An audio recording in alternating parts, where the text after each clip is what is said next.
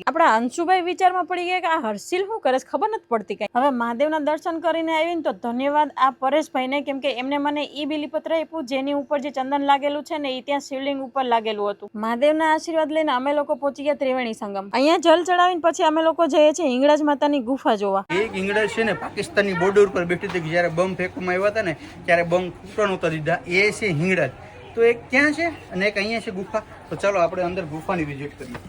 તો મિત્રો અહીંયા એવી માન્યતા છે કે આપણે આ ગુફામાં જવું હોય ને તો ઊંધા પગે જવાનું. હવે અમે લોકો અહીંયાથી દર્શન કરીને માથું બચાવીને બહાર નીકળી ગયા અને બહાર નીકળીને જોયું તો સુગરીના માળા હતા. સુગરીના માળા જોવાની છે ને મિત્રો બહુ મજા આવે.